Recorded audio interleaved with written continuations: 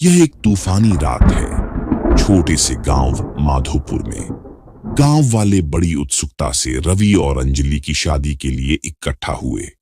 शादी की रस्में अच्छे से हो जाती हैं और हर कोई दावत का आनंद लेता है। जैसे जैसे रात गहराती है, रवि और अंजलि अपने नए घर की ओर जाते हैं, जो रवि के माता पिता ने उन्हें उपहार में दिया है। रात के बीच में अंजलि एक अजीब आवाज से जाग जाती है। वह देखती है कि एक दुल्हन के लिबास में छायादार आकृति उनके बिस्तर के किनारे खड़ी है। आकृति का चेहरा घूंघट से ढका हुआ है, लेकिन उसकी उपस्थिति डरावनी है। अंजलि रवि को जगाती है, लेकिन आकृति उसके देखने से पहले ही गायब हो जाती है। रवि इसे सपना मानता है, लेकिन अंजलि को कमरे में एक डरावनी उपस्थिति महसूस होती है। अगले दिन अंजलि गांव वालों की फुसफुसाहट सुनती है। वह एक वृद्ध महिला राधा से मिलती है, जो उसे बताती है कि वह घर एक बार मीरा नाम की दुल्हन का था, जिसे उसकी शादी की रात उसके पति ने मार डाला था। मीरा की आत्मा अब उस घर में नवविवाहितों से बदला लेने के लिए भटकती है। जैसे जैसे दिन बीतते हैं, अजीब घटनाएं बढ़ने लगती हैं। वस्तुएं अपने आप हिलती हैं, हवा में अजीब फुसफुसाहटें गूंजती हैं और अंजलि को रात में अपने कंधे पर बर्फ जैसी ठंडी छुअन महसूस होती है। रवि को डरावने सपने आने लगते हैं और वह अनजान छोटों के साथ जागता है। यह जोड़ा धीरे धीरे यह समझने लगता है कि मीरा की आत्मा उन्हें निशाना बना रही है। एक रात जब अंजलि बाथरूम में होती है, उसे आईने में मीरा की छवि दिखाई देती है। मीरा की आंखों में गुस्सा और दर्द है। अंजलि को देखते हुए मीरा कहती है, मुझे मारने वाले को खोज कर लाओ। मैंने उसे प्रेम किया, लेकिन उसने मुझे धोखा देकर मार डाला। जब तक उसे सजा नहीं मिलती, मेरी आत्मा को शांति नहीं मिलेगी। अगर तुमने ऐसा नहीं किया तो मैं तुम्हें भी नहीं छोड़ूंगी।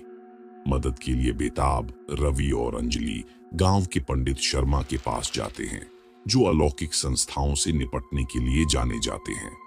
पंडित शर्मा उन्हें सलाह देते हैं कि मीरा की आत्मा को शांत करने के लिए उन्हें उसके पति को खोज कर लाना होगा, ताकि मीरा अपना बदला पूरा कर सके।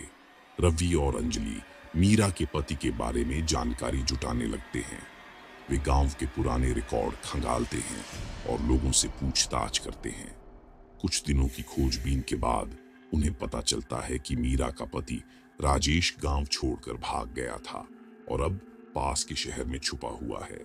रवि और अंजलि शहर जाते हैं और राजेश को ढूंढते हैं। राजेश अब एक अलग नाम से रह रहा है और अपनी पहचान छुपा रहा है। रवि और अंजलि उसे पकड़ते हैं और उसे सच्चाई बताने पर मजबूर करते हैं। राजेश स्वीकार करता है कि उसने मीरा को मारकर उसकी लाश को घर के पास एक कुएं में फेंक दिया था। रवि और अंजलि राजेश को वापस गांव लेकर आते हैं। वे उसे मीरा के घर के पास ले जाते हैं, जहां मीरा की आत्मा पहले से ही प्रतीक्षा कर रही होती है। मीरा की आत्मा क्रोध और दुख से भरी होती है। वह राजेश से पूछती है, तूने मुझे क्यों मारा? राजेश का कोई जवाब नहीं होता। मीरा की आत्मा का क्रोध बढ़ता जाता है और अंततः वह राजेश पर हमला कर देती है। राजेश की चीखें रात के अंधेरे में गूंजती हैं और फिर सब कुछ शांत हो जाता है। राजेश की लाश वहीं गिर जाती है। मीरा की आत्मा अब शांत हो चुकी है। वह रवि और अंजलि को देखती है और एक हल्की मुस्कान के साथ कहती है, धन्यवाद, अब मैं शांति से जा सकती हूँ। ये कहकर मीरा की आत्मा धीरे धीरे हवा में घुल जाती है और अंततः गायब हो जाती है। मीरा की आत्मा के जाने के बाद घर सामान्य हो जाता है। रवि और अंजलि को अब कोई अजीब घटना नहीं होती। वे माधोपुर छोड़कर एक नए शहर में बस जाते हैं और अपनी नई जिंदगी शुरू करते हैं। उनके मन में मीरा की आत्मा के प्रति कृतज्ञता होती है और वे समझते हैं कि कुछ शाप इतनी आसानी से नहीं टूटते। हेलो गाइस, आपको स्टोरी कैसी लगी? अगर अच्छी लगी तो please like, share and subscribe my channel, ताकि आगे भी आप ऐसे ही अच्छी हॉरर स्टोरीज एंजॉय कर सकें।